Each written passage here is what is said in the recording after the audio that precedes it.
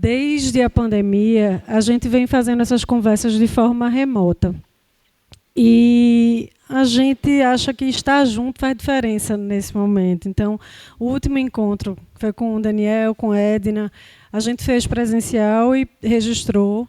É um jeito também da gente poder compartilhar com as pessoas que, por algum motivo, não puderam estar aqui, e a gente ir partilhando essas conversas que são tão importantes, né?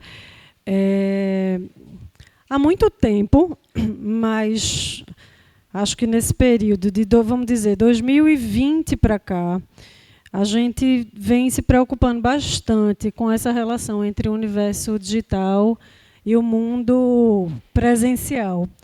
E com a sensação de que quase não há cisão entre esses dois lugares. E, num primeiro tempo, assim, a gente tem, para quem está aqui já há muito tempo, sabe, né, as crianças não trazem celular para a escola desde sempre.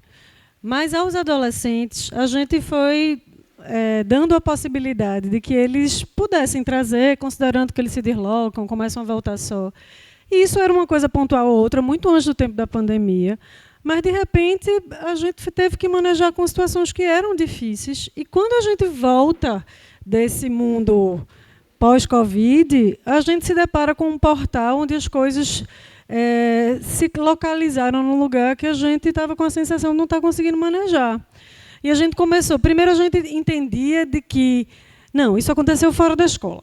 Aconteceu fora da escola, não é uma questão da escola. Em um momento fazia sentido. De repente, a gente começou a entender que não tinha mais fora e dentro, considerando que era um caminho de se relacionar. Então, isso passou a ser um tema de reflexão permanente aqui na escola. E a gente entende que a gente precisa expandir essas reflexões. A gente tem sido chamado, vou apresentar a Maxwell, vou apresentar a Julieta, mas eles dois estão aqui nesse lugar de expansão de um olhar para esse problema que há muito tempo nos inquieta, né? Então, basicamente, as situações difíceis que a gente maneja na escola tem uma questão que envolve o uso de internet, o acesso de alguém que é fora da escola, que introduz um conteúdo, e a gente, por muito tempo, com essa sensação de que os filhos, por estarem em casa, estavam protegidos, a gente começa a ver que, mesmo dentro de casa, a gente está tendo que lidar com coisas que requerem cuidado, né? Então, é nesse lugar que a gente convoca vocês a estarem aqui conosco. Julieta é uma parceira de longo tempo, né? Ela faz um trabalho, Julieta é jornalista, e eu vou deixar que ela se apresente na caminhada dela. Mas a relação de Julieta conosco, ela vem fazendo um trabalho de educação sexual na escola, mais de décadas, né, Julieta? Né? E é um trabalho que a gente faz com os adolescentes. E, dentre os eixos de ações das nossas reflexões, a questão da relação com o universo digital também se faz presente, porque é justamente esse lugar do que eu faço. A gente trabalha com sentimento, a gente trabalha uso de imagem, e o que eu faço frente a essa exposição, como é que eu posso me proteger, né?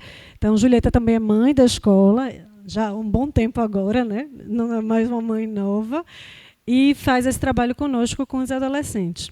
Maxwell, promotor de justiça, eu já tive a oportunidade de estar com ele em situações que o Ministério Público convoca, né, assim, ver você frente a essas situações. As escolas têm sido muito demandadas nas relações com bullying, a pensar essas questões, a partilhar essas discussões, e a gente achou que era um momento de trazer essa discussão para dentro da escola, para que a gente possa fortalecer esse coletivo. Boa noite a todos e todas. Vou passar a palavra para a Cíntia, antes de passar a palavra para os nossos convidados. Eu vou ser breve, Maria. Você já fez uma boa introdução, não é?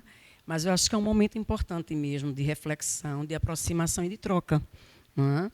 E de apropriação, porque eu acho que todos nós estamos nesse mundo e nesse tempo, não é? Com as crianças e com os adolescentes, nesse processo de apropriação dessa realidade que é virtual, mas é presencial, não é? Porque a gente vê que no cotidiano e nas relações das quais a gente também faz a mediação, a gente vê como isso reflete, como isso chega, como isso é concreto, como isso está corporificado, não é? Na relação aqui entre eles e entre elas, não é? Então, acho que é uma oportunidade muito boa.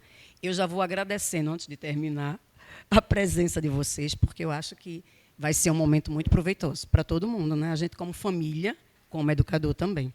Né? Então, vou passar para a Maxwell, né, para que vocês possam, para a Julieta. Vocês já saem de cá, deixa eu ambientar. Tá bom.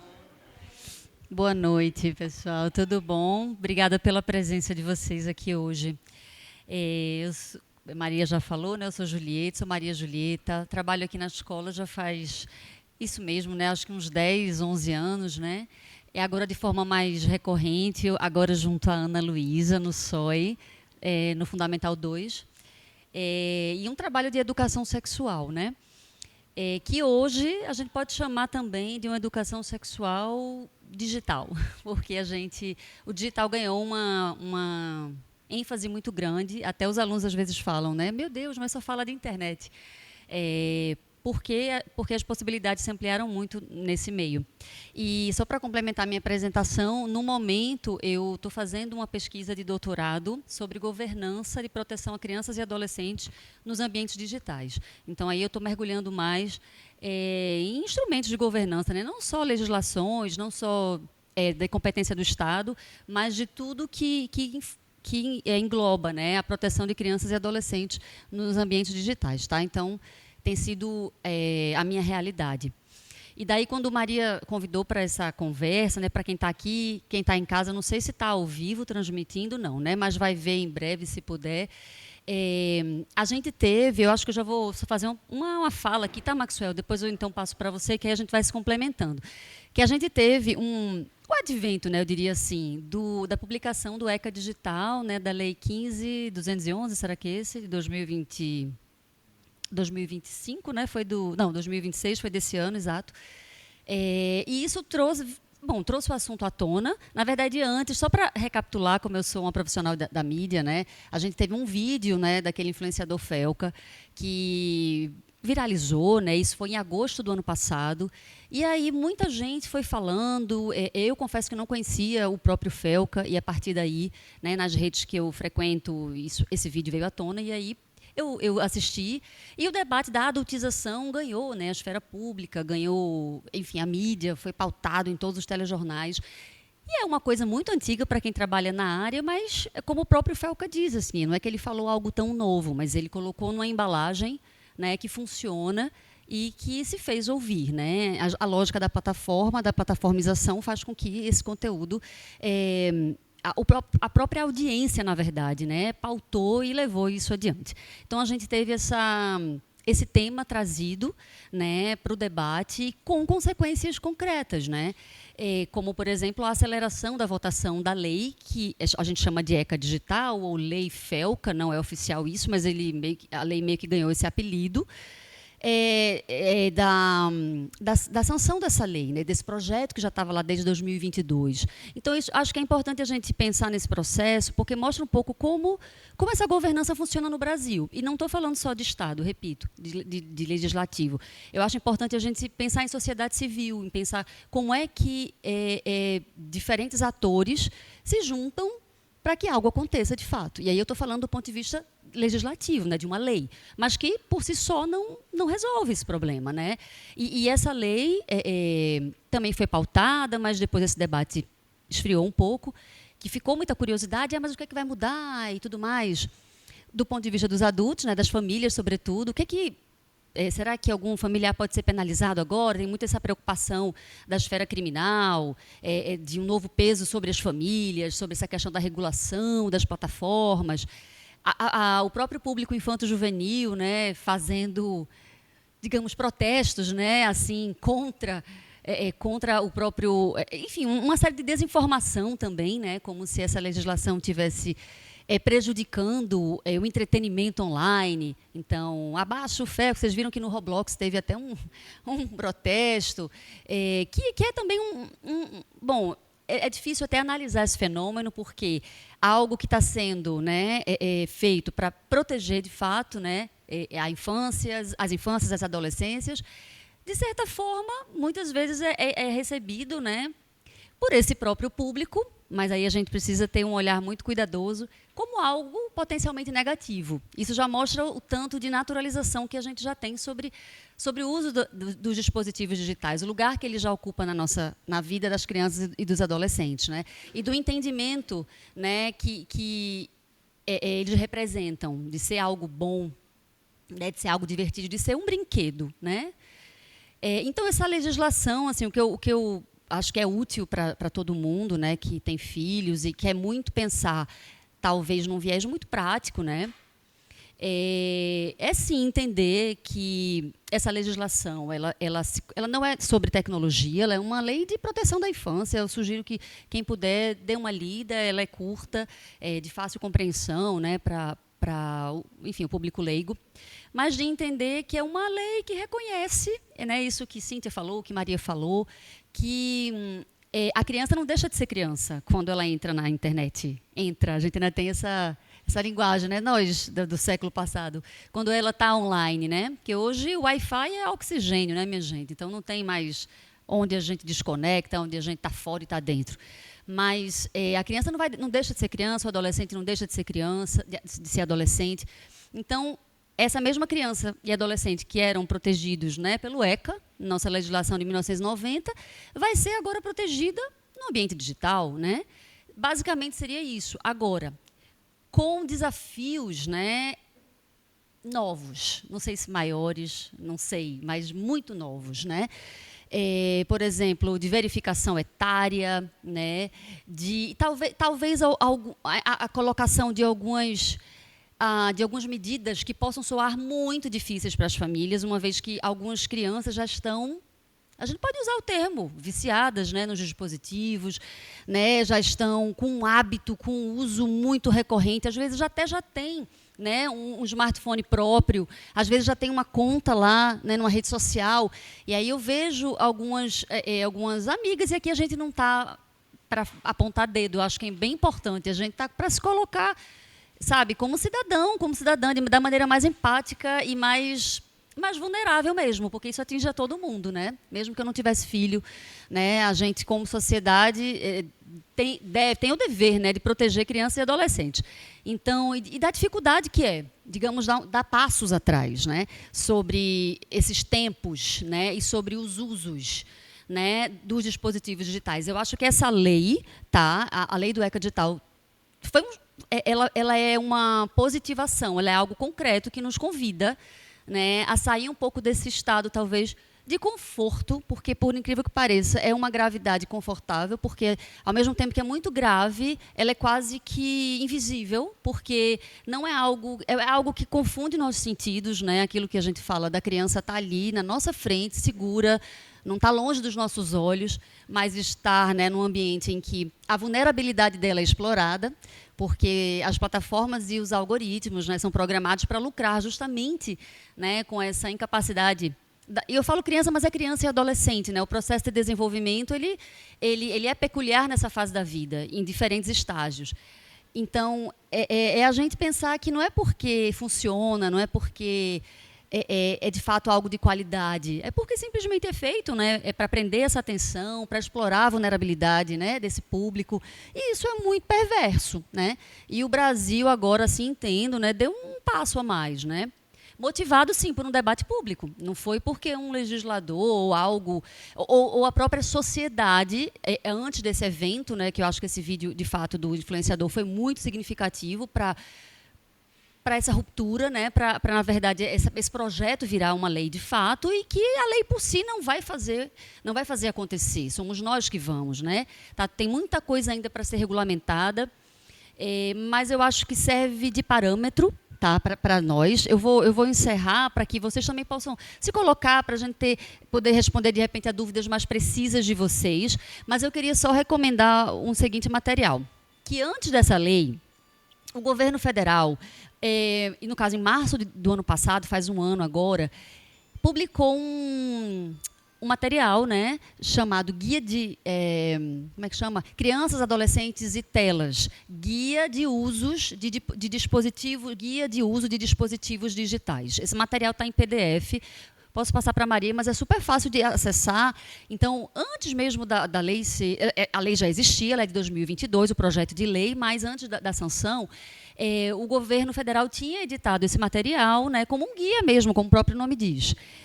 E é um guia que foi feito de forma interministerial, com um grupo de trabalho, assim, numa metodologia muito interessante, né, porque reúne gente do Brasil inteiro, perfis multidisciplinares, para justamente dar uma orientação.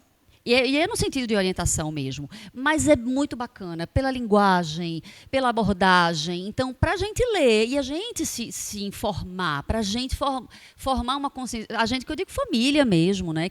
Educadores, educadoras. Então, esse material está disponível e eu acho que todo mundo busca uma referência, tem muita dica solta por aí, mas eu acho que esse material ele foi feito com uma consultoria muito qualificada, né? Então serve. Tinha até uns tópicos assim que depois, se desse tempo, eu ia pegar alguns para ver, mas ele está bem num design super legal. Fica como sugestão, tá? Vou passar agora para a Maxwell para a gente ir ampliando esse debate. Vamos lá. Bem, boa noite. Eu peço desculpa porque eu pensei que eu chegava aqui em 1 hora, mas demorou mais de 1 hora. Minha gente, eu cheguei. Mas tudo bem. Bem, eu agradeço, Julieta, porque você fez a introdução do que a gente já podia conversar. E eu agradeço vocês por estar escutando o que eu posso falar. Tentar me apresentar. Meu nome é Maxwell, eu trabalho como promotor de justiça e atualmente eu estou como coordenador do Centro de Apoio do Ministério Público na área de Direito à Educação. Nós temos especialidades no Ministério Público e a minha, no caso, é Direito à Educação. E, portanto, eu estou como coordenador, dando apoio às promotorias e os órgãos do Ministério Público nessa área. E é um desafio grande porque você alcança um espectro de escolas que vão desde a escola particular até a escola do campo, quilombola, indígena, das florestas, as águas ribeirinhas, enfim. E aí é muito importante, não dá para a gente resumir tudo. E falar sobre essa questão da expressão, quando a gente conversa com vocês, toda vez que eu vou falar algo, eu vou trazer algo do que é realmente a minha ideologia. Eu não vou conseguir me dissociar daquilo que eu penso, daquilo que realmente eu entendo com as minhas verdades, as minhas idiosincrasias, as minhas intimidades internas.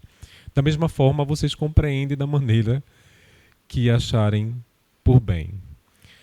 Essa é a relação que a gente chama de comunicação, que Julieta aqui é formada nela. Também é um direito humano, que é o direito humano à comunicação. A gente fala pouco dele, mas é um direito que precisa ser conversado a todo tempo e deveríamos ter conversado muito mais profundamente deles há muitos anos atrás.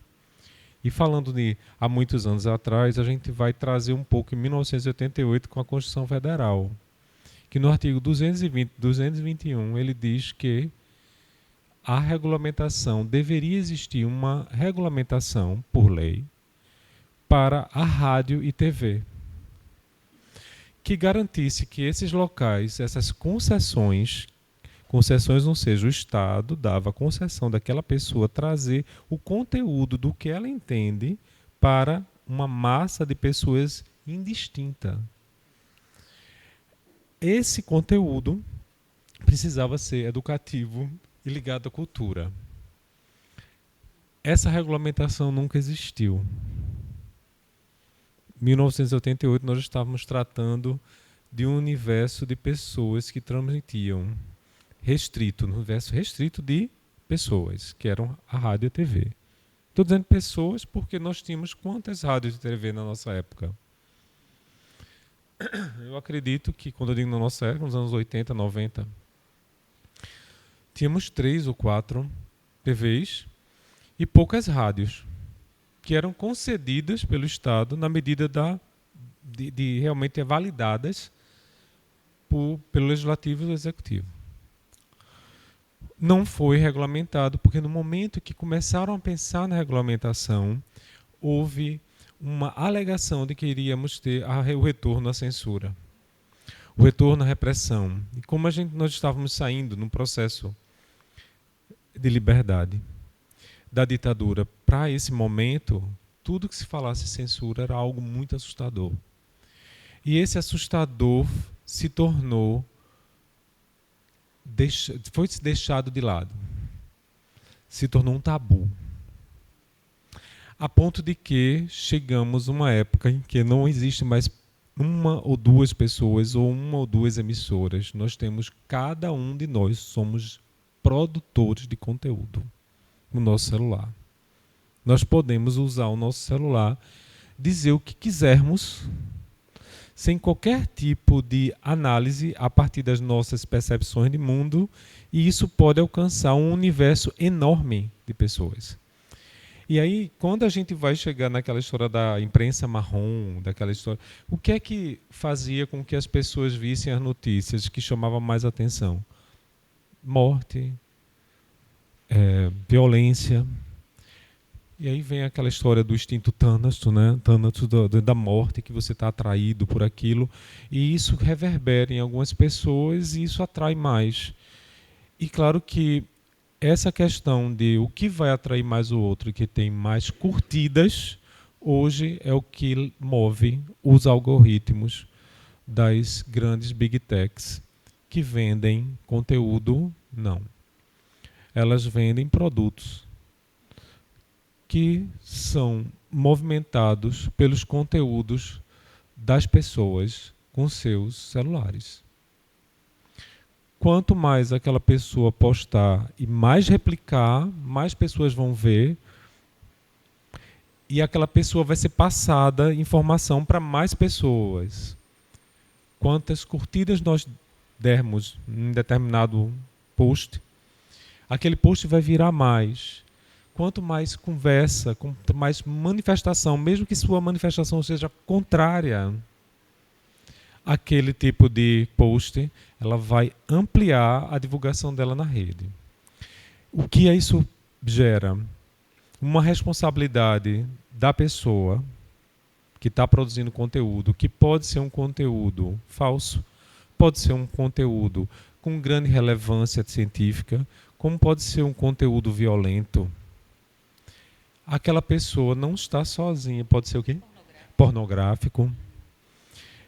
Aquela pessoa não é sozinha nesse conteúdo de responsabilidade. As grandes empresas de comunicação também são, porque elas usam essa reverberação dentro da rede como forma de ganhar mais dinheiro para os produtos que ela está vendendo. Portanto, o algoritmo vai ditar o que as pessoas vão ver na sua timeline, no seu feed de notícia. E não existe controle, até que começaram a pensar nas crianças. E a gente precisava pensar em nós também. Porque, segundo alguns estudos, nós somos estrangeiros digitais, as crianças são nativas digitais. Esse distanciamento de que elas conseguem administrar melhor como é que ela vai percorrer dentro das redes, talvez para nós a gente precisa também ter essa consciência de conexão. Que no momento que a gente acessa determinado conteúdo, passando alguns minutos na nossa timeline para a gente ler, ele já vai ser repetido na próxima vez que a gente entrar. E quando eu estiver falando aqui, meu celular está captando o que eu estou falando, e ao receber, eu vou com certeza receber alguma informação sobre isso. Então esse panóptico, esse controle sobre a nossa vida para poder realmente vender produtos que o mercado conseguiu captar de forma muito fácil, desencadeou um processo de replicação de violência, em que conteúdos que são violentos hoje são mais bem absorvidos e conseguem mais cooptação de pessoas, principalmente de crianças e adolescentes, do que outros que sejam mais pacíficos.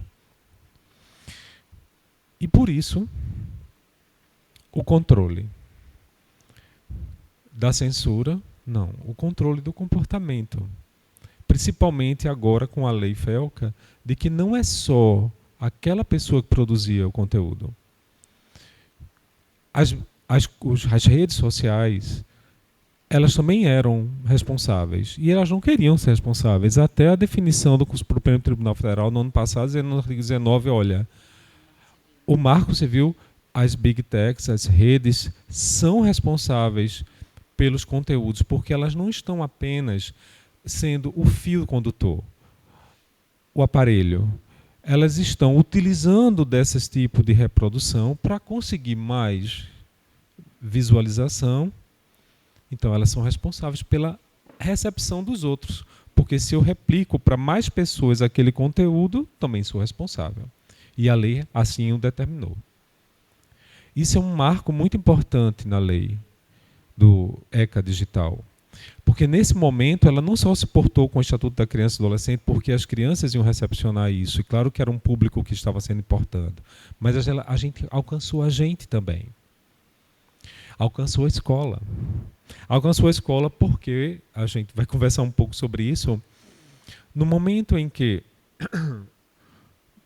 o adolescente ele não se sente pertencente àquela escola, e aquela ambiência da escola, ela não é ética, não é acolhedora, ele vai buscar em outras esferas, isso sempre aconteceu, seja fora, nos grupos de adolescentes no seu bairro, na sua rua, na sua família, mas agora os grupos de adolescentes não são concentrados na rua, ou no pátio, ou na frente da escola, ou na sorveteria aqui da frente, ou no parque. É no celular dentro do quarto dele. A gente já sabe disso. Como a gente vai fazer para controlar isso? Aí a lei também fala e determina, propõe que essas contas de adolescentes sejam monitoradas por adultos, que eles não possam mais ter essa liberdade total. É claro que a gente também orienta, e também tem no próprio caderno do governo federal, que foi falado, a cartilha. É importante que os pais realmente tenham esse controle. Porque esses grupos que existem na internet, exatamente porque eles veem a fragilidade desse não pertencimento do adolescente, proporcionam a eles um local de acolhimento que eles não conseguem, muitas vezes, dentro da rede fora. Parece uma coisa simples para a gente, é até fácil de compreender, mas os grupos que estão acolhendo eles são grupos de extrema violência, são extremistas. Seja extremista em violência contra a mulher, que é a principal linha de violência.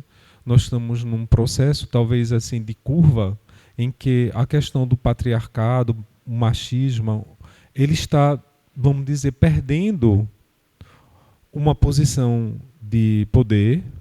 Estou dizendo perdendo porque era necessário há muito tempo atrás isso acontecer e está se percebendo isso. De repente existe uma tentativa de sustentação desses grupos e para isso precisam de outros adeptos.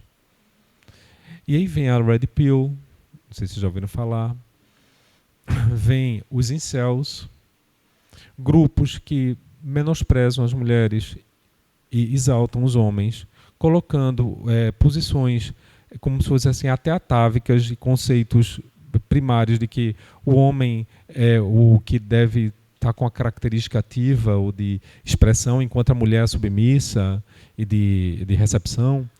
Esses conceitos, construídos socialmente e dado como uma conotação natural, prejudicam a relação entre homem e mulher, colocando eles em diferentes posições. Então, esses grupos, eles validam isso, validam muitas vezes a masculinidade frágil de adolescentes que, por alguma razão, como todos nós já passamos por isso, não somos reconhecidos, ou até levamos um fora. E todos nós passamos por isso, né? Pois é. Muito. E esse alvo leva esses grupos a angariarem essas pessoas cada vez mais, não só no aspecto misógino, mas também no aspecto capacitista, com relação à pessoa com deficiência. Nós temos um grupo de alunos muito grandes que são hoje com transtorno de espectro autista, que, de certa maneira, podem também sofrer o capacitismo e a violência capacitista dentro das escolas, ou até mesmo serem a vítima e, por isso, buscarem desses outros grupos outra validação. Todo um contexto de violência que a gente tem que observar da vítima e do agressor. Que a vítima, aí, nesse processo de validação de grupos que oprimem os outros, elas podem inverter a posição e, de certa maneira, virem com muita violência contra a escola. Aí a gente traz um conceito que tem duas estudiosas que eu gosto muito, uma é Thelma Vinha e a outra Catarina Gonçalves, que é daqui da UFPE, que estudam sobre violência na escola, da escola e contra a escola. Elas trazem esse conceito diferenciando apenas as preposições. Talvez ela fique mais fácil. Assim, na escola, é aquela violência sistemática, que é o bullying, que acontece, que não deveria acontecer, não deveria acontecer nunca, mas o processo de relacionamento entre os adolescentes e crianças, muitas vezes acontece conflito, mas quando esse conflito ele é sistemático, em que é uma pressão em relação ao outro, bullying, proibido, inclusive crime hoje, e o cyberbullying também. Então, nesse processo aí, nessa questão é a de violência na escola, a violência da escola, quando a própria instituição, através dos seus profissionais que trabalham, não respeitam a pessoa, não respeitam alguns contextos, e mais ainda, quando a vítima busca, desconsidera e revitimiza a vítima. Isso é uma questão que a gente pode até conversar quando a gente pensar em protocolos, então, isso é algo importante. Como é que faz para resolver isso, né? E a contra-escola é quando essa reverberação, que eles chamam disso de caixas de reverberação da violência, que saem da esfera do relacionamento privado e vai para a zona da internet. E essas caixas de reverberação, esses ecossistemas de violência,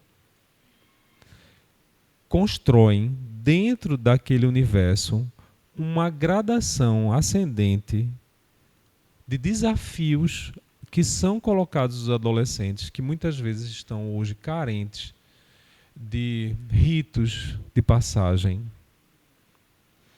Em que o rito de passagem é aquele adolescente ser desafiado aos desafios de subir nessa árvore. Tudo bem, aí um desafio muito tranquilo, eu vou ficar preso na árvore com medo de descer. Tudo bem, era assim antigamente, mas agora o desafio de passagem era assim. Olha, eu vou torturar meu gato na frente e vou fazer o que eles chamam de LOLs. Não sei se vocês vão ouvir falar nisso. LULEZ, que é uma live para milhares de pessoas em que uma menina ou um menino é colocado no desafio de matar o seu bicho de estimação.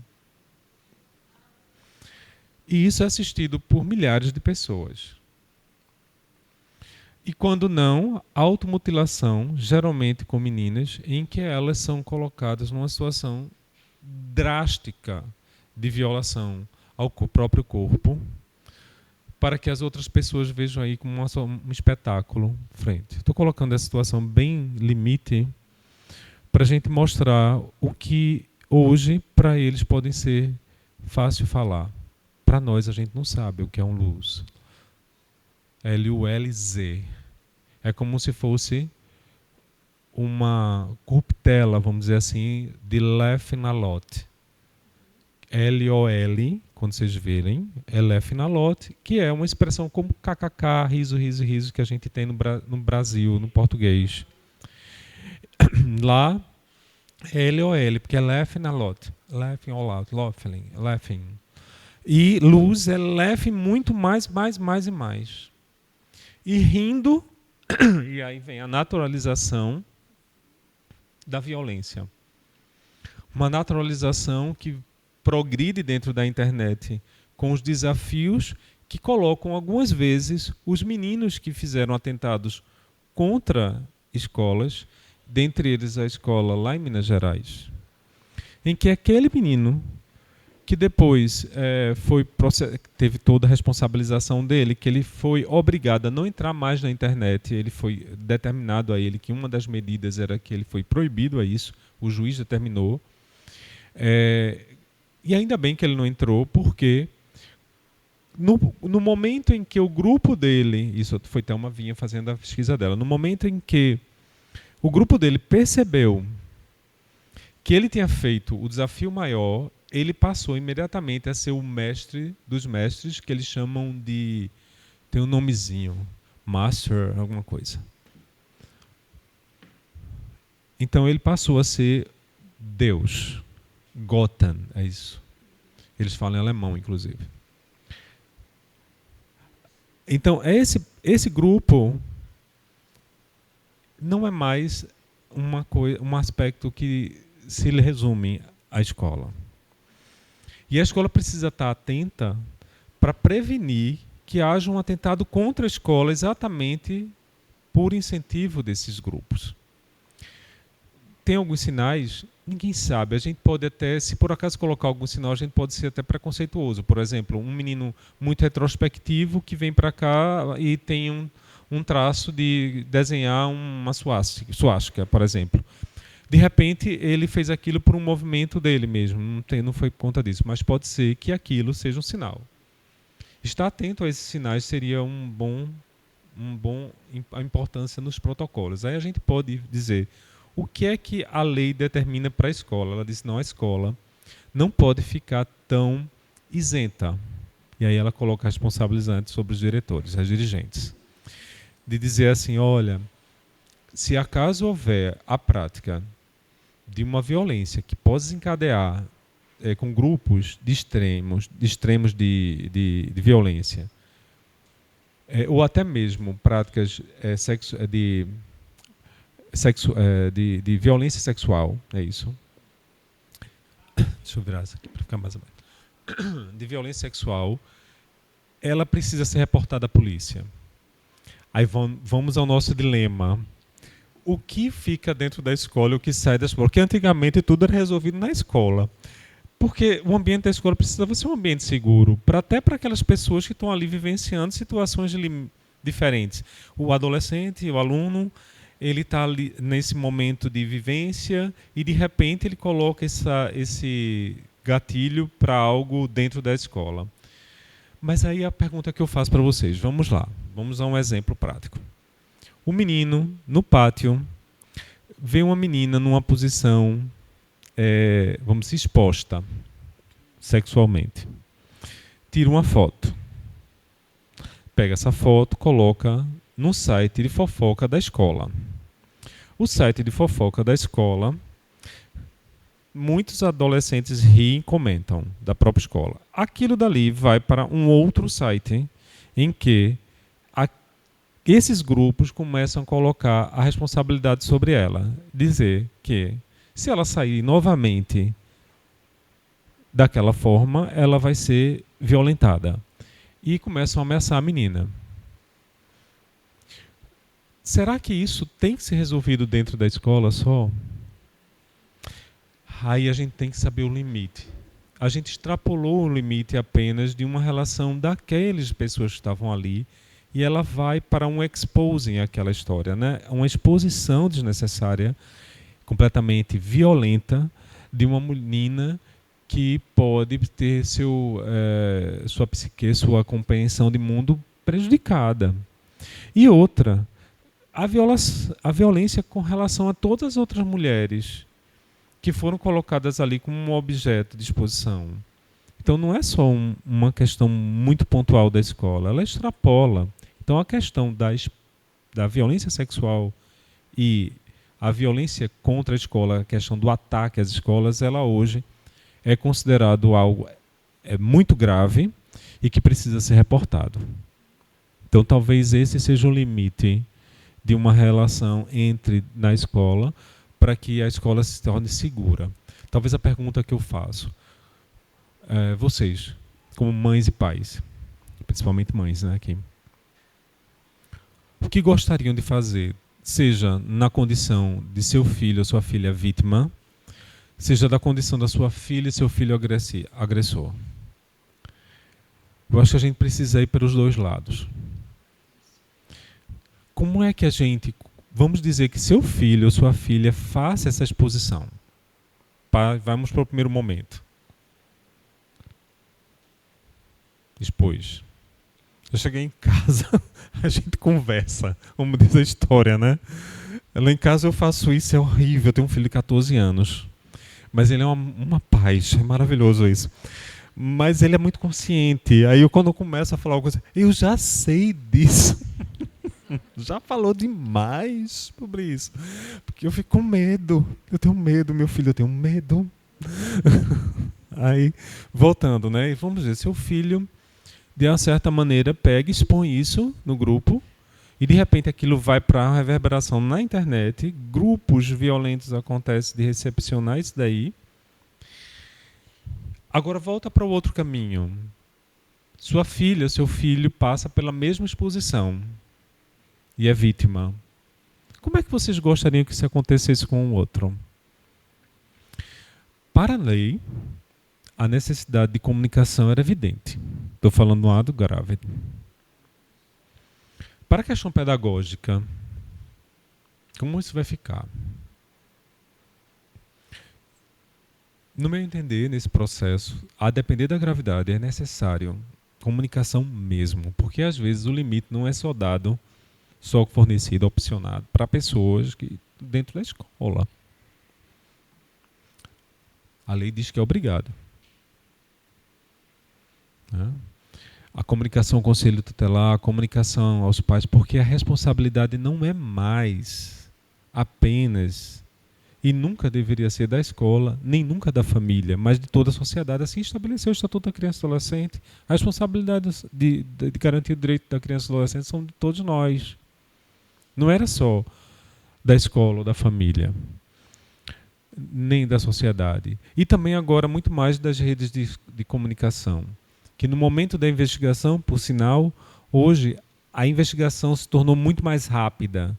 Porque se acaso constatado alguma ameaça à escola, alguma violência mais grave com relação ao sexual, o processo que antes era muito mais longo de percurso para poder liberar a autorização para suspender a exibição daquilo no conteúdo nas redes sociais, não precisa mais passar pelo judiciário. A própria polícia já intercepta e faz a comunicação. Daí a importância que a escola realmente esteja atenta para comunicar diretamente esses canais e possa fazer a interceptação rápida disso. Houve um caso específico aqui no Brasil em que determinada pessoa começou a fazer essa comunicação, 2 outros violadores estavam em outra parte, começaram a se comunicar com outra, e quando a polícia interviu, fez a intervenção, eles impediram que outra escola fosse atacada. Compreende que é importante que essa rede funcione e a atenção da escola seja importante. Mas para que esse protocolo seja pronto, eu já falei alguns itens que o protocolo precisa ter, vou até concluir, eu falo muito. É preciso que a gente tenha uma linha de conduta na escola que vá desde o momento de recepção até o que se fazer no final. Momento da recepção. Escuta qualificada, sigilosa, com a pessoa de confiança da vítima. Não adianta colocá-la na frente de várias pessoas ou repetir aquilo várias vezes, porque ela vai se sentir vitimizada. Então precisa ser uma pessoa de confiança, com escuta muito boa. E essa escuta, ela não pode colocar a vítima na condição de algoz. Por exemplo, a menina estava lá. Por que você estava lá com essa roupa? A gente não vai justificar a violência do outro em cima do ato da vítima. Quando a gente trabalha com direitos humanos, geralmente a pessoa que trabalha com direitos humanos, ela é colocada numa situação de quando ela é um lutador, um protetor de direitos humanos. Quando a gente começa a atuar, a gente acaba sendo algoz. É como se fosse uma inversão. Eu já passei isso algumas vezes. A minha titularidade em Recife é a Promotoria de Direitos Humanos. Então, todas as vezes que eu falava sobre alguma questão polêmica, que eu tocava nisso, sempre me colocavam como: o que é que ele está fazendo aí? Eu só não estou fazendo aqui. Quem diz isso para mim foi a lei. Só que não conseguem compreender. Então, defensores de direitos humanos geralmente são colocados na posição de algoz. Então, é preciso que a gente tenha muito cautela para não desmerecer a fala e o relato daquela pessoa. Então, a escuta é importante. Segundo, também no momento da escuta, nas janelas de recepção, nas portas abertas, ela precisa ter uma possibilidade de denúncia anônima. Eu não sei como fazer isso na escola, porque colocar uma caixa preta ali, que possa talvez dizer assim, olha, se você se sentir mal aqui, escreva alguma coisa e coloca aqui e vai, saia. Ou então algum local, algum aplicativo, que a pessoa possa relatar algo que esteja incomodando ela. Eu sei que pode ser que não leve a nada, mas pode ser que naquele momento seja detectada alguma situação de ameaça pior. E ela não vai querer falar para as outras pessoas, porque existe o ciclo da violência com relação ao bullying, que aquela pessoa que relata é considerada a delatora do sistema, que vai ser novamente vitimizada por ter sido a delatora. É o chamado caboeta, o X9. E dali é novamente o ciclo de violência. Então ela não consegue ter a liberdade de fazer. Então outro aspecto é essa questão da possibilidade de ser anônimo, de alguma maneira. A partir dali, o que fazer no contexto agressor e agredido? Se for algo mais leve, que possa ser feito dentro da escola, estabelecer espaços de diálogo contínuo com os alunos como forma de prevenção. O que é isso? Mais ou menos uma vez por mês, ou de uma vez por semana, ou 15 dias, fazer assembleias de alunos, de modo que ele possa relatar a possibilidade de compreensão desse contexto e de prevenção de outros aspectos. Algo nesse sentido aqui. Com todos falando. E também no momento em que acontece o conflito, acontece realmente a situação de violação, estabelecer possibilidades de espaços de restauração. A gente chama isso de práticas restaurativas.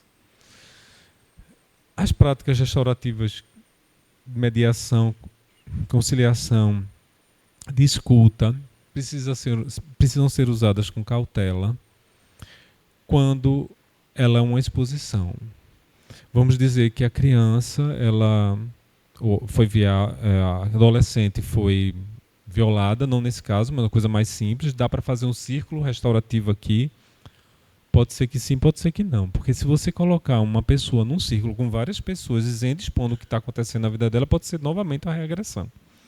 Para criar, não sei se já ouviram falar de círculos restaurativos, círculos de paz, na verdade não é círculo de paz, na verdade é círculos restaurativos mesmo.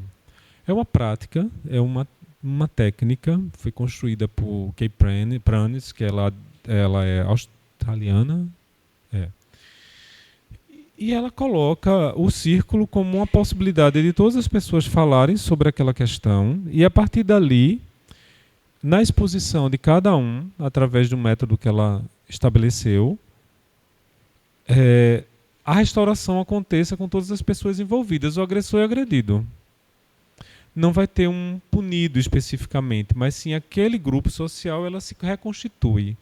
Essa prática de círculos, ela só pode acontecer se aquela pessoa passar por pré-círculos antes para preparar, porque ela vai ter que falar tudo na frente do agressor. E o agressor vai falar algumas coisas em relação a ela. Mas é interessante, para quando a gente vê, eu já fui, porque eu sou facilitador de círculos básicos, não sou do complexo. O complexo, assim, eu fiquei assim um pouco apreensivo quando eu vi acontecer, mas no final parece, não sei, é uma mágica. Não digo uma mágica, é técnica, né? As coisas vão fluindo até chegar lá, mas daqui a chegar a isso precisa ter uma pessoa que seja facilitadora, formada para isso. O que é que eu estou dizendo? Práticas restaurativas não significa só círculos. São exatamente momentos em que aquela situação pode ser realmente pode ser levada para uma discussão ampliada, em que todos possam participar para restaurar a situação anterior sem precisar punir. Ou seja, não buscar uma responsabilização olho por olho, dente por dente. Mas sim que todas as pessoas possam restaurar o que foi desconstruído, ou mal construído, ou foi violado anteriormente. As práticas restaurativas também estão lá na Lei Felka. de forma muito sutil, assim, pá, jogaram, e eu fico muito preocupado com como vai ser aplicado na prática, né? Dada essa contextualização que eu trouxe. Nada importa que conversas aconteçam com os alunos, com os pais, para cada vez mais conscientizar que a solução de uma violência na escola, seja bullying, cyberbullying, que é crime, ainda tem essa, já é crime. E aí precisa ser reportado. E quando é que vai ser reportado? Porque o bullying está acontecendo. E como se portar naquelas situações específicas? Quantidade, eu estou agora com a promotoria de justiça, porque de educação, eu me afastei da minha titularidade e estou substituindo em alguns momentos os promotores que estão afastados na promotoria da educação. Hoje mesmo, eu vi 2 colégios sobre a questão do bullying. E aí o que é que o promotor faz nessa questão? Bem, a gente não é uma questão específica, eu quero saber o que é que a escola está fazendo. E a dificuldade da escola, ela lidar exatamente com esse limiar entre quando eu vou comunicar o bullying ou o cyberbullying para o crime, e a família exigindo que fosse encaminhado, e a escola dizendo o contrário, e a família do outro. Como é que eu posso fazer um equilíbrio nisso? A família do agressor. Então, essa questão da prática restaurativa, da conversa, do cuidado, precisa existir. Aí é preciso que a vítima seja escutada várias vezes por uma equipe técnica boa para fazer isso. E uma equipe multiprofissional também, que possa dar uma vertente mais ampliada sobre o assunto. Por fim, essa questão da responsabilização e a escola ficar atenta para que ela não seja um palco de alguma violência contra ela, protegendo todo o ambiente. Para que isso aconteça, aí vem uma grande história. A escola precisa construir um ambiente de conteúdos éticos que seja atrativo para os alunos. Que tire aquele outro local, que é o celular, de violência e de destruição como um local atrativo. Esse desafio pedagógico, que pode ser colocado nesse protocolo, é importante. Mas eu acho que é o mais complexo. Porque adolescente sabe como é, né? Aquela história, eu vou seguir, para minha autoafirmação, eu vou ser o oposto do que estão me dizendo. Eu não sei como vai ser conseguir. Mas, enfim, eu falei bastante, já dei um bocado de ideia aí, mas eu acho que é suficiente. Eu quero saber mais o que é que pode ser, porque para mim é muito bom incorporar mais informações.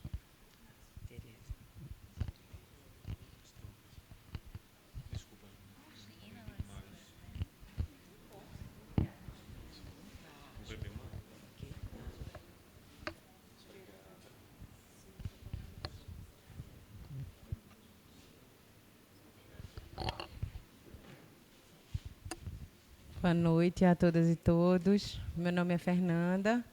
Eu sou mãe de João Pedro, que tem 25 anos. Sogra de Vitória, que também tem quase 25 e, né, faz parte do nosso contexto familiar. E mãe de Nina, que é aluna aqui do Capibaribe, que tem 11. Então, a minha vivência de maternidade começou aos 23 anos, né, já dura, contando com a gravidez, 26 anos. E pude experimentar realidades muito distintas com relação às interações sociais dos meus filhos.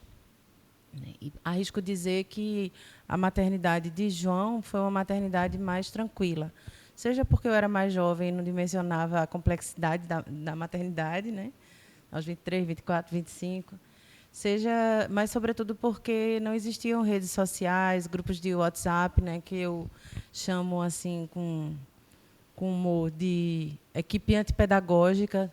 Todos os colégios têm suas equipes pedagógicas e as equipes antipedagógicas que se constituem nesses ambientes de WhatsApp, sobretudo, né, grupos de pais e tal. E, enfim, Nina estudou a maior parte da vida numa escola de modelo tradicional, e a gente migrou aqui para o Capibaribe há 1 ano e um pouquinho, quando ela era do 5º ano. Sobre o tema feita essa apresentação sobre o tema de hoje,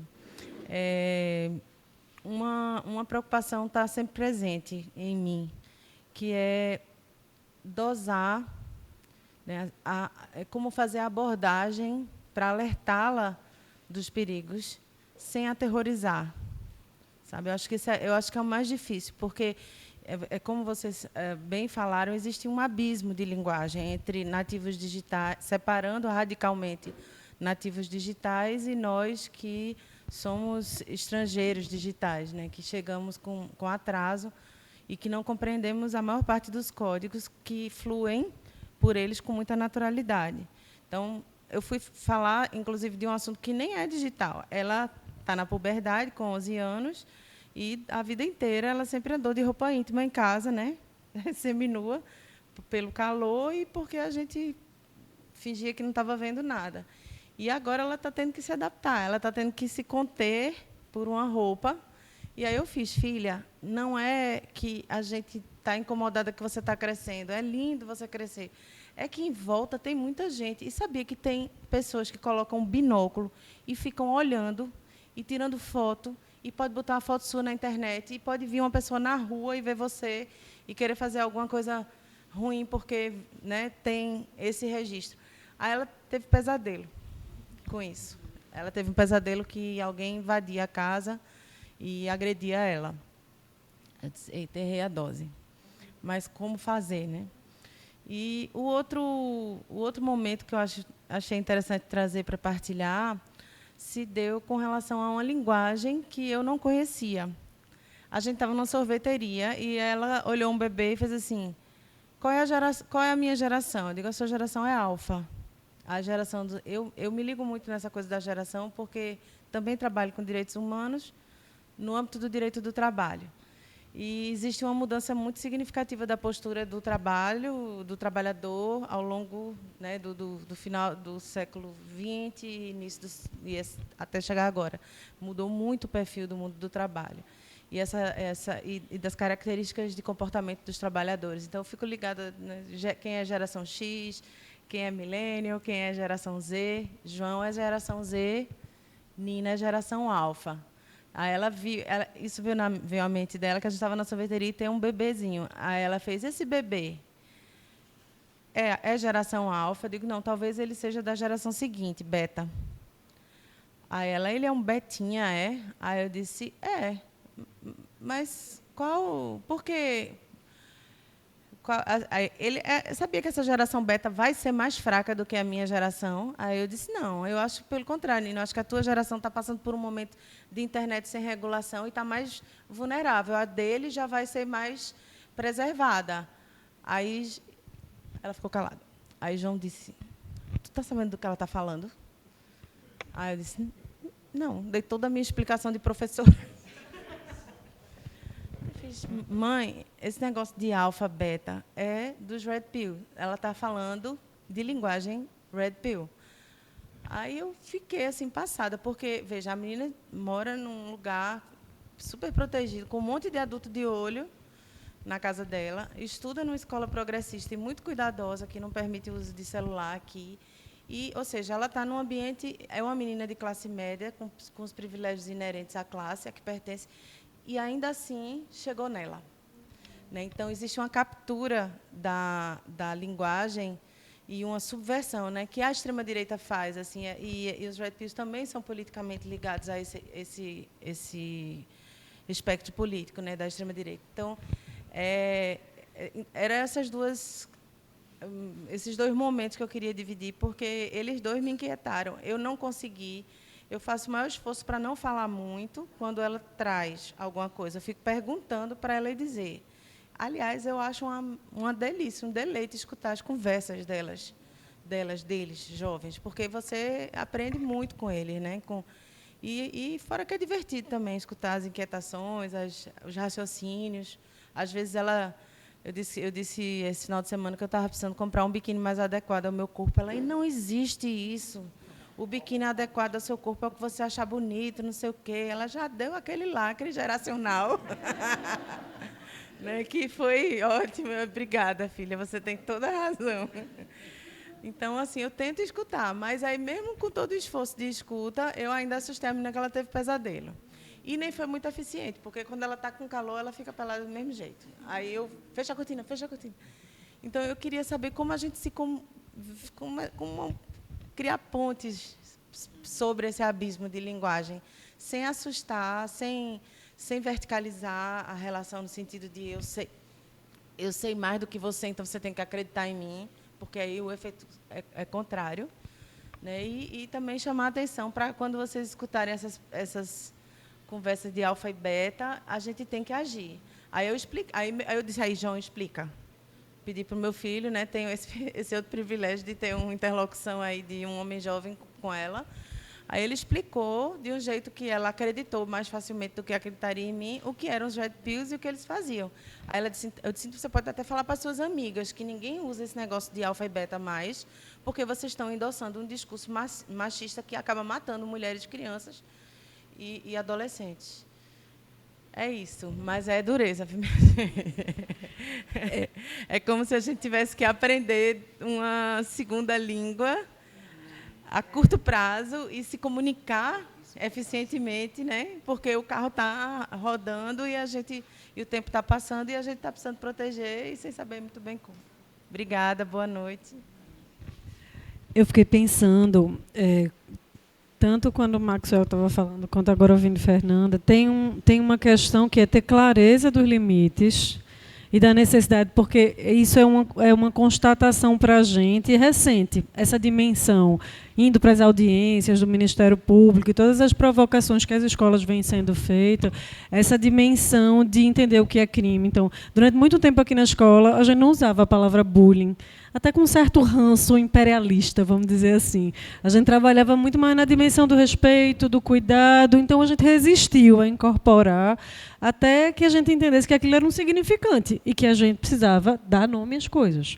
Como falar de racismo, como falar de misoginia, como tantas temáticas que a gente precisa dar nome para entender qual é a página que a gente está lidando. Então, tem um campo que é o campo da educação mediática. Então, quando você estava falando, Maxwell, me veio uma tempestade de situações, de lugares que a gente nem imagina que vai surgir, né? Nossa, essa criança, essa família, essa vida, por que a gente acha que está protegido, porque conversa, porque fala? Não, a gente está dentro desse caldeirão, a gente está nessa trama. Então, essa dimensão do que são os pactos institucionais, de que a gente está submetido a um campo muito mais amplo e dentro desse campo a gente precisa prestar contas ao que a lei convoca. Então, essa dimensão como coletivo na escola a gente precisa ter. Ao mesmo tempo, você convoca para falar desse lugar do diálogo, porque a gente conversava recentemente e tem conversado, chegam temáticas nessa dimensão da adultização e de não ter fronteira entre o universo da vida adulta para a vida infantil.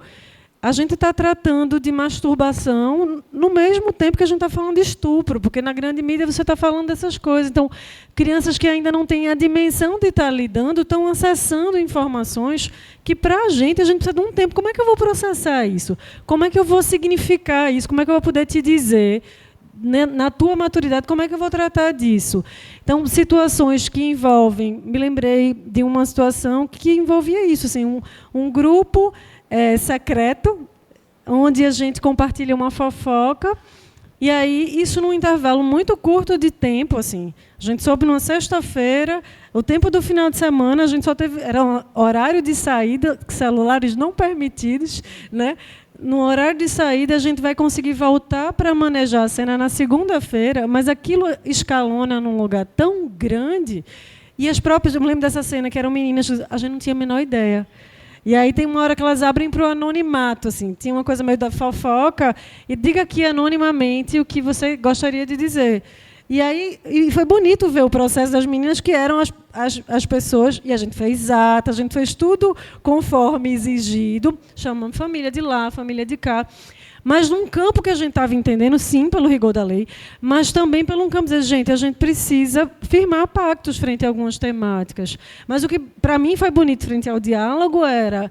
Elas diziam, a gente não tinha ideia do que era o anonimato. A gente não tinha ideia, e elas não estavam enrolando. Elas eram meninas que estavam sem saber a repercussão do que elas faziam. Então, é muito importante quando você fala, né, esse lugar do meu filho algoz e o meu filho vítima, são situações que demandam o mesmo cuidado, né, porque são pessoas em formação. Né? Quando você pensa em uma criança na maternal, a criança na maternal ela morde, né, muitas vezes, sem necessariamente ter um ambiente de ser negligenciada, não ser cuidada. Como a gente vai expressando a agressividade que faz parte do humano? Como eu me ensino na vida coletiva, querendo me mostrar forte, mas, ao mesmo tempo, sem ser agressor frente a outro? Tem uma delicadeza, tem uma certa moratória social do que é a infância e da adolescência, e a gente, no campo da educação, tem essa preocupação de não criminalizar comportamentos que são típicos do amadurecimento e, ao mesmo tempo, não negligenciar. É um equilíbrio muito delicado, não negligenciar a dimensão da seriedade. Então, essa coisa da educação midiática, de entender esses termos. A gente tem introduzido termos que, para a gente, só deveriam vir mais adiante, cedo, para que as pessoas... Isso é racismo, né? Isso é homofobia. A gente começa a introduzir temáticas para pessoas muito jovens, mas é importante colocar no mesmo plano para a gente poder construir caminhos e dialogar. E quando você está falando na questão da nudez, a nudez é uma percepção tão individual, muitas vezes a criança não se percebe nua. E tem uma hora que a gente dá um clique, eita, estou nu, né? Mas, às vezes, isso chega para uma criança muito pequena, e rapidamente se percebe nua, e às vezes um adolescente vai demorar para se perceber. Então, tem todo esse tempo do respeito ao ritmo e ao fluxo da vida, e, ao mesmo tempo, entender que o mundo demanda a gente se ocupar para se proteger, né?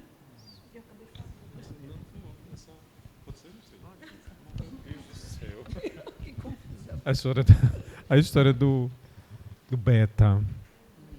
Gabriel chegou com essa história lá. Por que a pessoa é beta? E beta era algo realmente menor.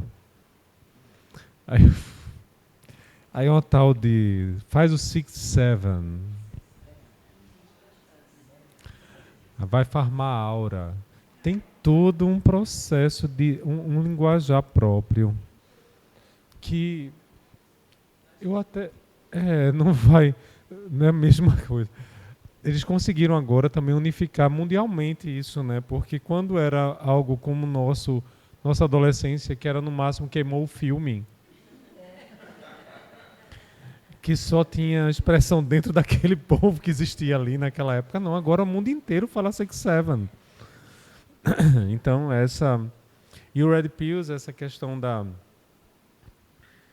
chegou até minha casa também em um determinado momento, quando ele começou a dizer assim, não vou casar com ninguém, vou ser solteiro pro resto da vida, não quero ficar com ninguém. E aí esse é o discurso do incel, do celibatário involuntário. Mas chega até ele sem a compreensão do que é. É uma reprodução apenas daquela pessoa, daquele menino que... Não é aquele menino que ele menospreza a menina a ponto de dizer que ela não merece o relacionamento com ele, que é o incel. Horrível de falar isso, né? Mas acontece isso. Era só porque ele reproduzia o que os outros meninos estavam fazendo. E era inconsciente. Era algo muito sério. E quando eu converso com ele, até porque a minha família, por ser uma família homoafetiva, a gente fala para ele que ele sofre por osmose, mesmo sendo hétero, todo o processo de preconceito. E tinha que ser feito isso desde o início. E quando ele chega até a nossa casa, com 9 anos, já foi uma adoção tardia, a gente teve que falar tudo para ele, de maneira muito transparente, até porque não era possível que eu e meu esposo, ativistas de direitos humanos, eu como coordenador na época do Núcleo de Direito LGBT do Ministério Público, Felipe pesquisando a área de mestrado e na pós-graduação a garantia das famílias homoafetivas. Então não tinha como a gente não colocar isso por óbvio. Então ele chega na minha casa, e eu vou contar um incidente que aconteceu, eu falei tudo, 2 dias depois, 3 dias depois de eu ter falado tudo, está tudo certo, ele diz assim, olha, a vizinha disse que vocês são gays. Aí eu disse para ele, como é que foi isso? Aí você foi, por quê? O que você acha? Eu disse, não gostei não, porque nome gay, porque ele não sabia que o nome gay correspondia à relação que a gente tinha. Aí eu disse, não, a gente é gay. Só que a forma que ela falou pode ser uma forma para ofender a gente. Aí eu contei a história de que é como se fosse um amor impossível, né? Eu contei uma história assim, meio de fábula, que na época ele tinha 9 anos. É como se a gente tivesse ido de encontro a um relacionamento que não era aceito pelos pais, como Romeu e Julieta. Não sei se foi isso que eu falei. Tinha que ser assim, Julieta. Foi. Não sei se foi essa. É por aí. Mas o que é que aconteceu? Eu percebo, aí a questão da sensibilidade, a gente perceber essa moratória de evolução, que naquele momento ele não conseguiria perceber todas as nuances de um relacionamento entre nós, e que isso poderia, se a gente estrangular ou abrir muito o que estava sendo falado. Veja que é muito difícil, né? E o processo foi de construção gradativa. Eu digo para ele, é inadmissível hoje, com 14 anos, você ficar na posição de um bulinista, de um violador. Você tem que estar do lado da vítima. Não é possível. Você tem todo um contexto aqui, mas tu acredita que ele foi inserido num grupo que estava praticando bullying na escola? Aí como assim aconteceu isso? E foi por conta dessa naturalização. Leita, eu vou passar para você, estou falando demais. Mas ele foi inserido no grupo de quê, Marcelo? De bulinistas, de violadores. Aí eu tive que chamar ele, como é que isso aconteceu? Onde? E quanto mais saudável for um grupo, mais as crianças vão rodar os papéis. Porque a gente não precisa estar assumindo o tempo todo a mesma performance. Então, tem uma dimensão que é de acolher e dizer, você não vai ser destruído. E esse lugar do cancelamento, para a gente também preocupa, porque a gente vive num tempo onde a pessoa não pode cometer nenhum erro a ponto de ser destruído pelo outro. Então, essa justa medida entre o que é a clareza do que não se admite e, ao mesmo tempo, dá àquelas crianças e adolescentes a possibilidade de errar e de se refazer e de se reapresentar de um outro jeito, porque eles estão só começando a vida, né? Sobre essa questão da nudez em casa, Fernanda, né? Assim, Fernanda, eu acho que as possibilidades da tecnologia deixam a gente meio paranoica mesmo. A gente, quando você fala que sua filha está à vontade em casa, mas que alguém pode pegar um binóculo, assim, é de um tamanho de uma invasão muito, muito brutal, assim. E que isso talvez você esteja muito impressionada com essa possibilidade e que ela não deixa de ser plausível, né, no que a gente tem hoje. Mas eu acho que, assim, enquanto educadora sexual, a gente tem que tentar ver o todo. Eu até fiquei muito feliz quando sua filha fez o comentário do biquíni, porque ela não é só a menina que está pelada em casa aos 11 anos, sabe, na puberdade, sem sentir ainda que, de repente, está numa fase de transição em que esse que a gente chama de pudor, esse senso de privacidade, de repente, vai se estabelecer em lugares, né, de forma mais privativa. Mas não foi um incômodo que partiu dela, né? Foi um olhar teu, externo, né? E talvez não seja só para essa possibilidade desse binóculo.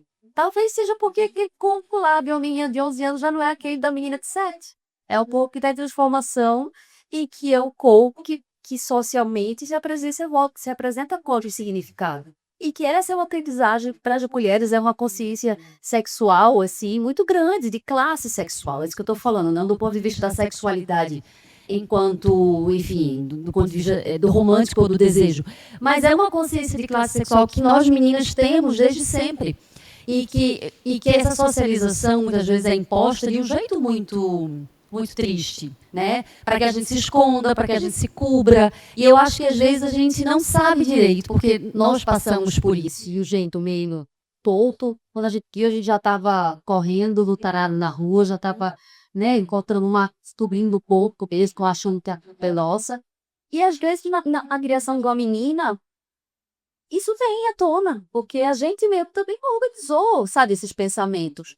Então, acho que talvez, sabe, Fernanda, pensar um pouco sobre como a gente se coloca nessa educação frente aos filhos. Então, não é sobre você ter errado ou não é isso que fala. Eu acho que é mais a tua percepção mesmo, de como de repente abordar para essa filha e dizer, olha, primeiro, ela deve ter uma relação super bacana com o corpo, porque ela tá super à vontade, né? Ela cresceu assim, sem achar que o corpo, que a nudez é vergonhosa, porque ela é erótica ou pornográfica por si, que não é. Ela é natural, nada mais que isso. Então, acho que, em vez de repente apresentar um perigo que ali fora plausível remoto, porque não era um perigo ali, naquele ambiente seguro da tua casa, que eu acho que ambiente domésticos que não são seguros, tá? Isso não é algo que é evidente. Tô em casa, tô segura. E o que falo mesmo, assim, acho que muitas vezes a gente nem consegue ter essas conversas com nossos companheiros e companheiras, né? A gente acha que a casa tá lá, meu marido e minha esposa, mas às vezes a gente nunca trocou essa ideia com a pessoa que tá lá com a gente, ou às vezes até um irmão, outro filho que tá super acostado. Então, às vezes esse ambiente doméstico ele não é seguro. Mas considerando que seja, não há razão mesmo dessa, digamos, desse perigo e dessa ameaça, tá? Mas talvez te retirar todo esse peso, seja só o filho, ou agora tu tá atriz, tu tá na puberdade, tu tá crescendo, então não compensa estabelecer umas regras de privacidade aqui dentro, umas organizações, sabe? Por quem convive aqui. Mas, ó, isso como Maria disse, é pessoal. Tem família que estende um pouco mais esse limite, porque de fato fica à vontade. Eles ficam à vontade entre si, né? Mas tem outros que não, que começam a delimitar, olha, a partir de agora, esse capelatona, então vamos combinar? Que peladão total não, mas de bueca na mesa vale? Não, não vale. Então começando a discutir essas regras com ela também. Na hora que a gente for comer, então, até que tá no mínimo uma calcinha, não sei, eu acho que isso é muito pessoal, não vou aqui falar como. Mas eu acho que mais sobre isso e que cobrir o corpo, sim, é seguro, né? E quantas vezes é legal, é o parto legal. A gente tem um lado na questão para nudez, né? A gente não anda pelado, né? Isso é uma convenção social. Claro, o corpo da mulher é objetificado. Até vou dividir isso hoje. Hoje eu estava em casa assim num momento e meu marido estava de cueca. Só de cueca com a cueca box. E aí eu tinha chegado da ginástica e eu queria ficar, sei lá, que nem ele, assim, né? Eu tava suada e só tinha nós dois em casa. E aí na hora eu fiquei, depois eu botei um pano assim, aqui em cima, né, dos seios e tal. E falei, não, por que que eu tô me cobrindo? É igual, né? Eu por ser, que, né? E aí, e até falei assim, não, mas será que o peito da mulher não é equivalente ao genital do homem? Veja, e não é, mas existe, obviamente, uma hipersexualização, significado, tudo mais. Então, isso são assuntos muito complexos da gente abordar, né? Que a gente não dá realmente o devido respeito. Isso, claro, passa pela amamentação e tudo mais. Mas a relação com a nudez, ela tem, ao mesmo tempo, com a convenção social, né? De como é que a gente apresenta o nosso corpo, estamos todos aqui vestidos e vestidas. Né? A gente tem áreas de boca que sim são sexualizadas para as mulheres, né? Porque os homens é igual a imagem de verdade. E sim, isso não tem muito porquê. Existem outros tipos de sociedade na qual a nudez ela é, de fato, a exposição dos genitais. E isso não é ofensivo, ou não é prejudicial a ninguém, ou não é um atentado ao pudor ou a nada. Né? Mas isso é uma aprendizagem progressiva, né? Então, acho que imagine ela se preocupar agora em, de fato, ser observada e invadida, né? Talvez seja algo mais simples, né? E se porventura que hoje em dia todo lugar tem câmera, né, e tudo mais, claro, a gente pode proteger o nosso corpo, né, em locais públicos, em locais vigiados, mas porventura ainda assim alguém se apropriar dessas imagens, ou está cometendo um crime, sim, a gente vai lidar com essas consequências, isso é muito, muito impactante, né, não é uma coisa banal, mas assim, a partir daí, já desse entendimento, que não deixa uma dúvida, mas, poxa, minha mãe falou que eu devia mesmo estar, né, sem roupa, então se alguém lhe filmou, a culpa é minha. Então, assim, é já dizer, olha, ainda assim, se alguém fizer isso, existe uma responsabilização, né? Eu acho que essa coisa da criminalização do próprio bullying, a gente fala das escolas, né? Eu ouço muito, poxa, fulano vai fazer 18, já pode ser preso. Eles falam muito isso. Mas, uai, e adolescente, assim, é salvo com o luto, faz o que quer, então ainda tem essa ideia de que, não, agora pode ser preso. Como se antes fosse realmente um terra sem lei. E não é, né? Existem os atos inflacionários e realmente cada vez mais, né? Inclusive com as responsabilizações dos responsáveis, a DPT. Então, não é só o adolescente que pode, né, ser cabinho uma responsabilização mesmo, né? A gente fala sobre isso nas aulas, né?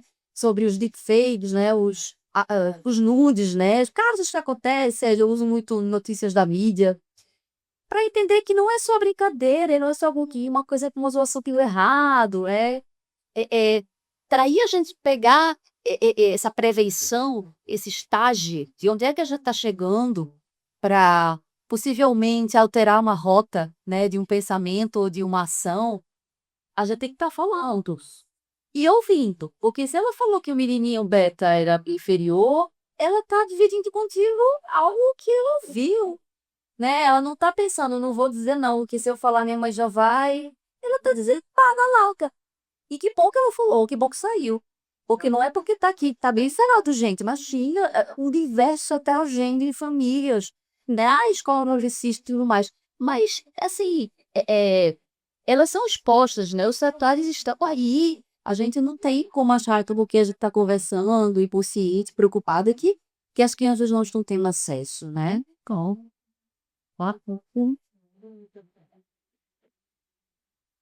Eu queria só fazer um gancho nessa parte da nudez, trazer para o digital e também essa dificuldade, né, de interlocução com as outras gerações. Sobre a minha apresentar, eu sou mãe do Maquias, Matias tem 8 anos, ele é um menino autista e eu sei do perigo que é para ele ser atraído por do Excel mais cedo ou mais tarde. E eu e meu companheiro, nós somos especialistas em inteligência artificial. Só uma apresentação. E aí uma vez eu escutei da Elisana Santos, né, que é uma educadora, de, é, muito interessante os trabalhos dela, e ela falou assim, gente, não dá mais pra gente sentar e conversar com os nossos filhos sobre tema quando aquela coisa aparece, só quando aparece. Ah, usa um caso de racismo, senta aqui, vamos conversar sobre racismo, né? Não, a gente tem que começar a construir, não sei se é um muro, né, de proteção, tijolinho por tijolinho. E aí, quando chegarem esses assuntos mais polêmicos, a gente ficar com medo, como eu falo, para não assustar, a criança já tem uma base sobre aquilo, ela mesma já pode, opa, né? Tipo, mãe, olha que absurdo que eu vi, olha isso que está acontecendo. Então, é mais uma coisa que a gente precisa, sim, achar tempo no nosso dia a dia, né? Tem esse que está assim, na hora de dormir, a criança está mais aberta, está mais receptiva, aí para falar, para escutar. Mas a gente precisa para ativamente, ó, vamos sentar e vamos conversar sobre isso que está acontecendo, né? Preciso que tá falando até do Elon Musk, né? Se a gente foi trazendo, o Elon Musk tá fazendo isso, sabia? Porque e ele mas porque a gente precisa mesmo trazer eles, né? E sobre a nudez, uma coisa que eu lembrei, assim, eu vi já mais uma notícia sobre isso de meninos que têm uma foto, né? Um deepfake, uma foto em nudez, né? Criada por inteligência artificial e que aquilo impacta tanto elas que elas chegam a cometer um ato, né, desesperado, se isso, minha vida acabou, né? Então, eu acho que binóculo hoje tá até menos, a probabilidade de acontecer é mais baixa do que do que uma foto manipulada de uma. Eu acho que a gente precisa conversar sobre isso, né? Claro, a gente sabe da responsabilidade, vamos por eles têm se cada vez mais discutido, né? As imagens dos nossos filhos em redes sociais abertas, mas tem que conversar sobre isso com as crianças, adolescentes também, porque pode acontecer um dia com eles. E eles têm que entender que o mundo deles, aquilo sendo real ou falso, o mundo deles não acabou, né? Tem que falar, da natureza, né? Não estou dizendo que agora vão ser um paradão para isso, né? Mas para dizer, para criar aquela pessoinha e entender que se isso acontecer com ela, não, o mundo dela não acabou, né? E tudo isso tem que ser tijolinho por tijolinho, tijolinho por tijolinho, e haja tempo para a gente conversar sobre tudo isso, né? Com a novidade a cada dia. Os nossos estudantes. Então, ter uma dimensão de entender a crueza do momento e, ao mesmo tempo, não se desesperar, né? E supor a capacidade de se refazer, porque nessa dimensão de conviver com muitas crianças e muitos adolescentes, a gente já viu muita coisa difícil. E é muito bonito também ver a capacidade de se refazer, né? E aquele tijolinho acrescido aquela informação e a possibilidade de tornar-se uma pessoa mais consistente, que não vai estar ilesa e não vai estar, ela vai estar atravessada por esse mundo, mas sendo capaz de lidar com ele, né? Essa mudança, essa questão do uso da inteligência artificial para colocar a pessoa nua. Mas é crime, pois é. E é um crime. Aí é crime mesmo, mesmo que seja falso. E hoje é considerado, inclusive, hediondo essa exposição, porque não pode mais, né? É realmente proibido e precisa ser reportado. Aí esse é um caso grave para reportar para a delegacia. Porque a polícia, o fato daquela imagem, ela realmente, a partir dali, ela ser divulgada de maneira ampla na internet é muito rápida. A nova legislação também define parâmetros tanto de retirada como também de segurança para não, como é que chama, não aniquilação dos links. Ou seja, não desaparecer. Eu não sei como é que é essa questão, nome técnico. Não desaparecer. Apagar para todo mundo aquela informação. Porque existe a questão de um protocolo muito importante também para se identificar a URL, retirar ela, as pessoas ficarem sabendo, a própria escola, olha, o que é que precisa? Pega o URL, printa, faz esse banco de dados lá, porque mesmo que ele retire, aquele caminho tem como se localizar novamente. É interessante um dia, talvez, vocês fazerem uma conversa com o delegado de crimes virtuais. Ele pode trazer informações, eu estou até o contato dele, sobre como fazer no momento de que se depara. Aconteceu um crime na internet, o que fazer, o que precisa ser recepcionado. Então o URL é aquela questão do caminhozinho lá do localizador da pessoa, precisa daquele canal, naquele mesmo momento, aquilo ali é o mais importante.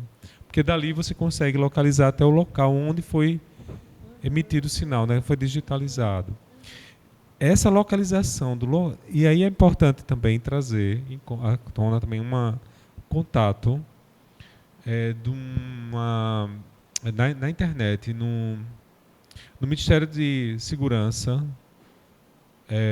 do Ministério do Governo Federal de Segurança, existe eu deveria ter trazido isso, um link sobre escola protegida. Ela também pode ser comunicada imediatamente para esse sistema de segurança da Polícia Federal. E eles conseguem detectar imediatamente contatos que estejam acontecendo em vários outros locais, no mundo inteiro. Inclusive, eles têm até uma parceria com o governo americano. E aí, como a grande Big Tech são todas lá, né, algumas partes, só a China que tem as suas particularidades específicas, que é uma coisa interessante a gente estudar o controle da China sobre a informação, que as pessoas criticam muito, mas não é bem assim. Porque houve realmente uma avaliação de filtro para o que você está recebendo, de modo que não recepcione notícias que sejam demasiadas falsas ou que prejudique. Mas claro que aí vem a questão ideológica que diz, agora a gente só vai falar sobre o partido. Mas, enfim, existe um controle muito grande. A gente precisa saber muito do controle extremo para chegar até uma liberdade total que possa prejudicar de maneira completamente descompensada as outras pessoas. Então, essa questão de você detectar idade, de controle de faixa etária para aqueles acessos e perfis que sejam menores de 18 anos, com o acompanhamento dos pais, essa determinação da lei já é uma forma da gente controlar um pouco essa violência que estava sendo praticada de maneira indistinta, mas através agora das crianças e adolescentes. Eu ia falar sobre a questão da divulgação. Uma divulgação dessa pegou o rosto da pessoa e colocou outro corpo, enfim, como seja, que aí, se for o adolescente praticando, o sistema de responsabilização do adolescente, até não é nem chamado tecnicamente de responsabilização, é socioeducação, ela se pretende a não ser algo repressivo, mas acaba sendo, se for para internação ou alguma medida restritiva. Até porque mesmo a liberdade assistida, a pessoa perde alguns direitos, né? Até o direito você tem que prestar acompanhamento, psicólogo, assistente social, equipe que vai lá, então você tem uma restrição na sua vida. Então não deixa de ser, vamos dizer assim, eu não gosto de muito eufemismo, mas é uma responsabilização que, se a gente for falar, uma socioeducação para o adolescente conflito com a lei, mas é necessário. Mas a conotação que deve ser dada nesse procedimento é também protetivo ao adolescente em fase de formação. E aí a questão, se talvez a gente tivesse conferido a responsabilização do adolescente, a característica mesmo de socioeducação, a gente não teria tanto medo de fazer a representação da escola perante a polícia. Se a polícia realmente tivesse preparada para o caso, de modo a construir com aquele adolescente uma nova forma de ser. Mas parece que a gente não conseguiu entender o adolescente ainda como alguma pessoa inimputável, realmente. É claro que tem a responsabilização como mini-adultos. E a gente não sabe até quando vai ser assim, porque há um movimento muito grande de responsabilização muito antes. Posso lhe dizer um caso especificamente de um dos provocadores da violência na escola, que, se eu não me engano, foi em Minas Gerais ou Rio de Janeiro, foi em Minas Gerais, e ele era um adolescente de um grupo desse na internet que instigou o adolescente que praticou a violência contra a escola e matou algumas pessoas, inclusive ele dizia assim, mata, você vai ter que atirar na cabeça. E o menino matou uma menina com um tiro na cabeça. Desculpa estar falando essa forma muito violenta, mas... E ele era adolescente, ele tinha 16 anos, 17, se eu não me engano, mas em Portugal, e ele estava em Portugal, deixa de passagem, veja. O menino estava em Portugal, influenciou o menino daqui e estava influenciando outros de outros países. Outra questão também é que a gente não tem mais a barreira linguística, agora se traduz tudo na internet. Então, grupos de terroristas em vários países indistintos aproveitam desses meninos para poder colocar eles como realmente responsáveis, como enfim. Então, esse de Portugal foi responsabilizado porque Portugal, se for um crime de homicídio, os adolescentes, a partir dos 14 anos, já são responsabilizados. Eu estou falando de um ponto específico, porque eu não acho que nós devíamos diminuir a maioridade penal, não. Mas também nós não poderíamos também deixar de dizer que a responsabilização do adolescente, eu vou colocar o nome responsabilização mesmo, não, da socioeducação, possa ser feita de uma outra maneira para mudar a forma de pensar desse adolescente. Eu acho que tem a coisa do pacto social, né? Que a gente precisa estabelecer, ter parâmetros coletivos sempre. Eu acho que isso é muito importante. E também a dimensão da capacidade de ouvir o que os meninos têm a dizer. Porque, por vezes, a gente tem muita preocupação de dizer o que a gente quer dizer. E esse caminho de ouvir, e a partir do que eles relatam, poder chegar no que importa, é um caminho muito eficaz. Porque você vai estabelecer o vínculo e vai estabelecer a possibilidade, inclusive, de reportar ao pai e à mãe uma situação onde ele precisa assumir o que precisa fazer. Então, esse caminho do diálogo é um caminho fundamental, né?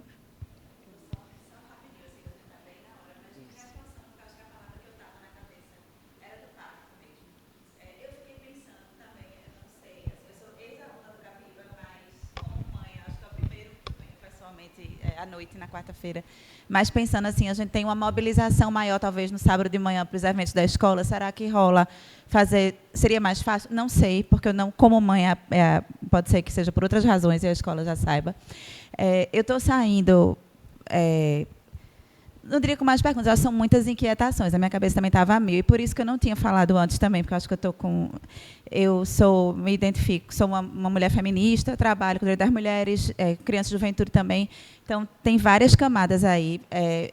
Uma coisa que estava o tempo inteiro até na minha cabeça, até tu falar, Maria, a coisa dessa linha tênue da punição, né, e de acolher o que é parte do crescimento mesmo da criança e também entender quando é que a gente vai colocar, quando é que tem o limite de algo grave que está acontecendo, que precisa de intervenção. E eu estou falando nisso especificamente porque eu acho que a gente também tem que lembrar que, concordo, né, a gente tem os protocolos, tem que se nomear para a gente poder encarar, enfrentar, né? Inclusive, eu sei esse período da dificuldade de nomear o bullying, né? Eu, como ex-aluna do Capibaribe, e de nomear outras questões, então eu entendo, acompanhei esse processo também, vivi e acompanhei, mas fiquei pensando nessa coisa de que a gente tem também uma sociedade muito punitivista. Né? Então, por isso que eu acho que a coisa do pacto é importante, porque não é por estarmos numa escola progressista que não tem esse... Porque aí tem que... Eu não vou entrar, porque a gente não tem nem hora para isso, mas questões de raça, de classe, né, que permeiam. Então, a gente... É por isso que eu acho que precisa de mais conversas, trazer a família para junto, porque são muitas camadas, né, desse histórico punitivista da gente, enfim. Então, é muito delicado mesmo, para a gente também enxergar, né, como pai e mãe, isso, e entender a escola, entender os limites da escola, se responsabilizar. Eu também acho que, pela escola que Capibaribe talvez a gente, como pai e mãe do colégio, né, responsáveis, também se isenta mais, e eu estou falando, né, assim, de que confia, né, está entregue, a gente entrega e confia, e aí acaba se isentando ou confiando de que não vai acontecer, porque está no Capibaribe. Né? Então, também de trazer essa reflexão, né, mesmo. E veja, e digo que, como ex-aluna, de mais de décadas agora atrás, eu considero, assim, eu sou muito grata e sou muito certa da escolha de meu filho estar aqui, né, por isso. Né? Então, eu também tenho essa confiança, mas é de não se desresponsabilizar, né, de entender o que é que a gente não está... A fala também que vocês fizeram, acho que todos falaram, todos e todas, né? Maxwell e vocês falaram, sobre a coisa de não achar que não vai ser, nosso filho não pode fazer. Porque também, né, é muito delicado isso, a gente não... E aí, só para finalizar de novo, eu disse que eu estava com mais perguntas, eu nem ia falar, porque a cabeça está a mil, eu não estou falando claramente. Mas dizer que também essa questão da violência, né, da coisa do digital, é muito delicado, não só por essa distância da gente, né, do letramento digital mesmo das famílias. Eu acho que a minha geração, né, a geração da maioria que está aqui, tem esse distanciamento e também tem uma coisa de que a gente minimiza um pouco, eu vou dizer, do meu círculo mesmo. Né? Vou dizer até pelas mídias sociais. Eu fico me perguntando assim, o fato da gente minimizar o impacto que tem de postar, de falar, de explicar, isso também não se reflete. As crianças também não minimizam, porque assim e também de novo não é de culpar, né? De novo de responsabilizar. E eu diria que geralmente quem se responsabiliza são as mães na maioria dos casos, e o Capibaribe não está isento disso. Então não é de responsabilizar ou culpar de novo essas famílias, mas tem uma reflexão que eu acho que a gente precisa fazer também, né? De que a gente minimiza a nossa presença online e como a gente coloca nossos filhos no mundo virtual, e que isso também eu acho que a gente tem que considerar que tem um impacto de como essa criança percebe o comportamento dela online posteriormente. Né? Então, isso é um recorte que eu queria fazer. Mas é também a coisa da gente não... Eu tenho sentido... acho que a gente tem que ter cuidado também com a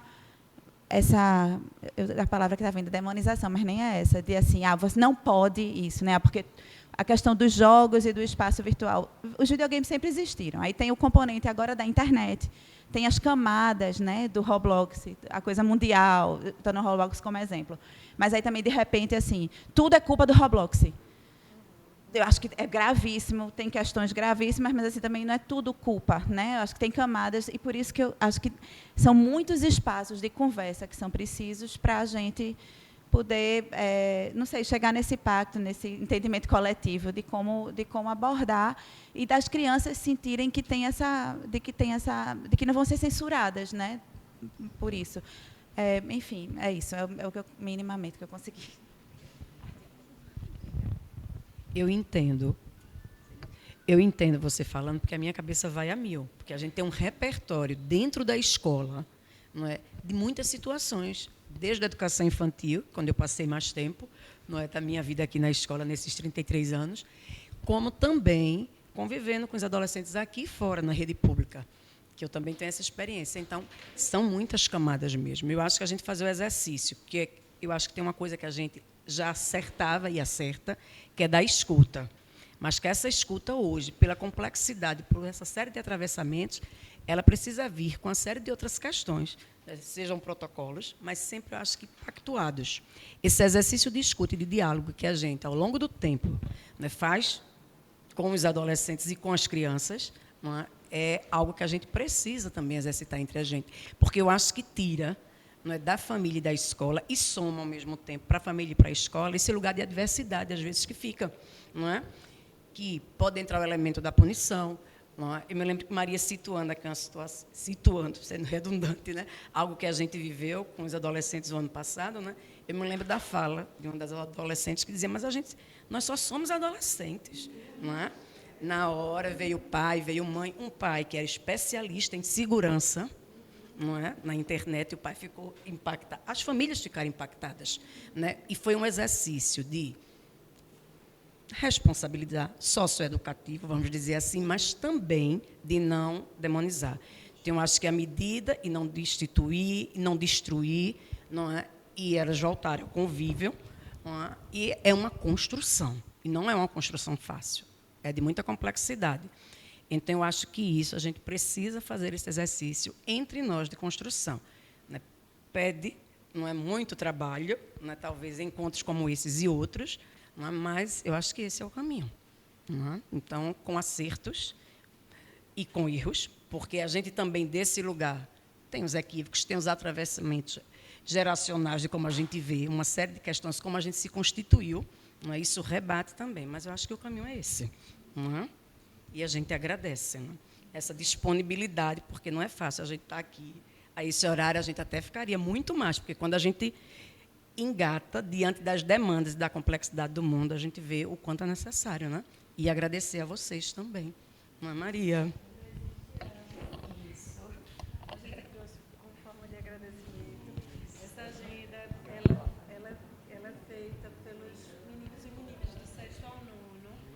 Nesse ano a gente escolheu trabalhar com os princípios da escola, então a gente compartilhou com os meninos os princípios que norteiam as ações da escola e eles produziram imagens, né? Então, é um jeitinho da gente agradecer vocês.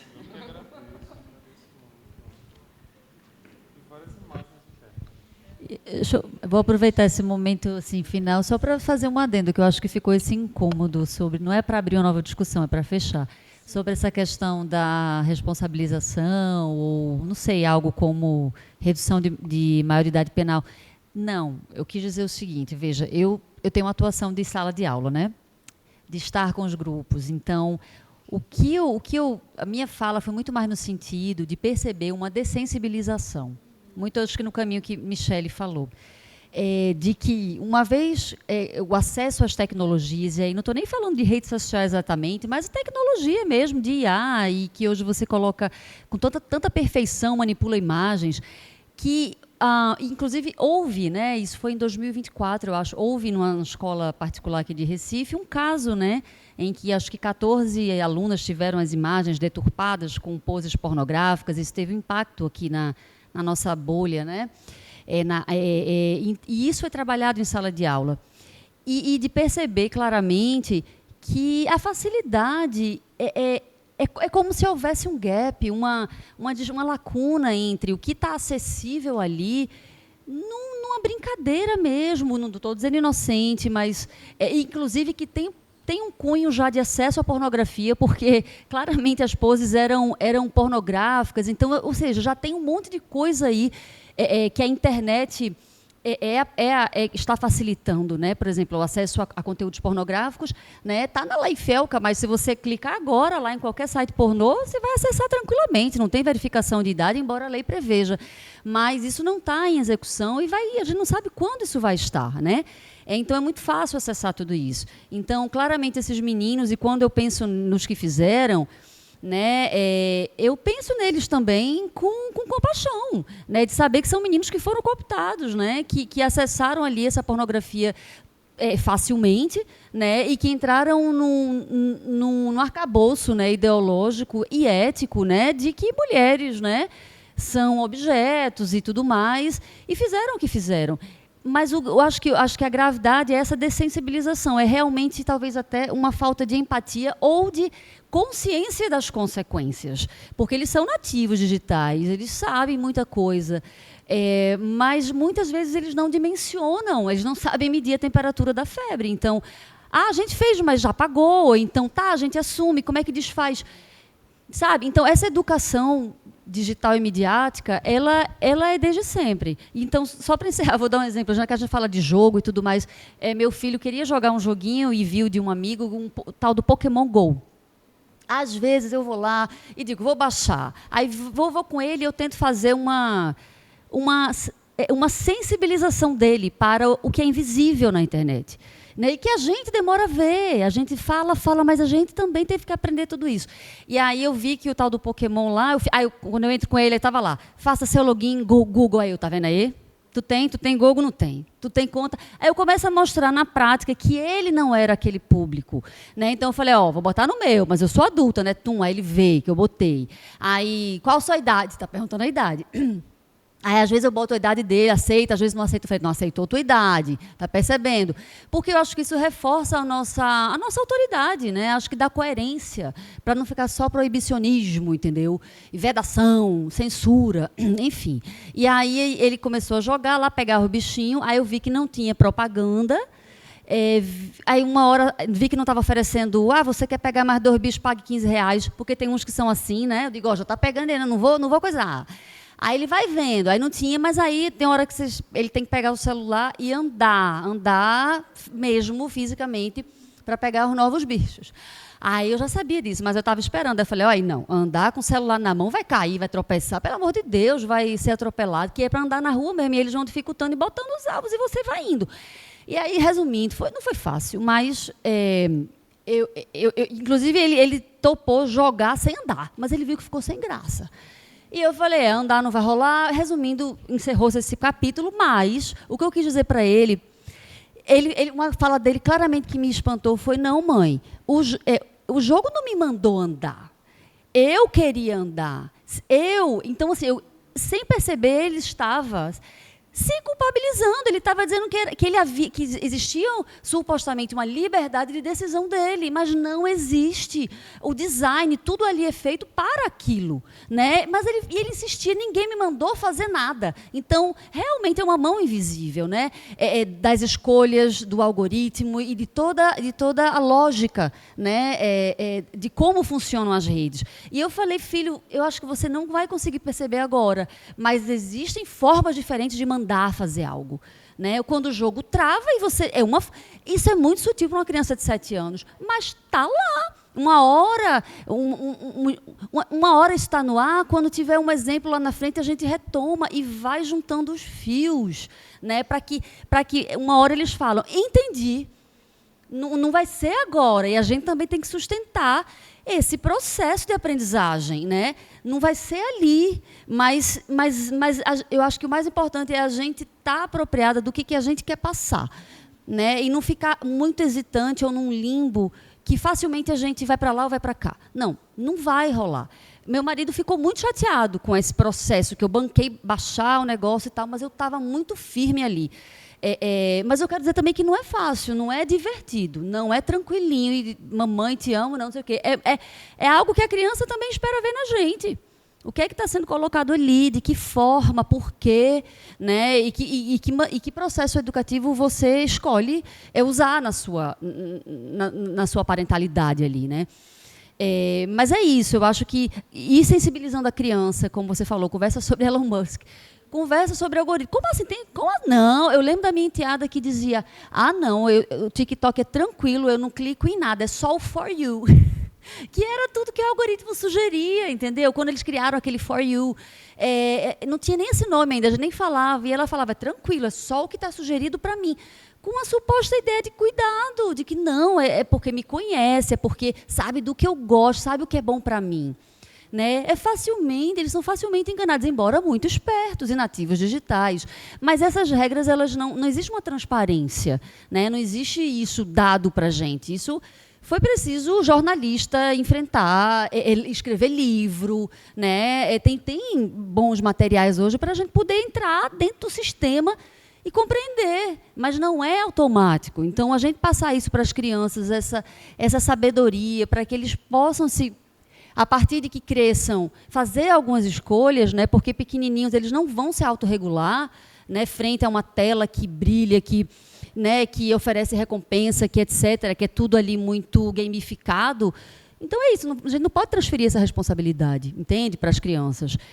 Numa roda de conversa, alguns anos atrás, a pessoa que veio, Maria Collier, ela trazia um conceito, questionava a ideia do nativo digital. Eu achei uma provocação interessante, porque a provocação deles é que não são exatamente nativos, eles nascem num contexto onde estão susceptíveis a isso, mas tem um campo ético em torno do uso desses instrumentos que eles sequer se dão conta.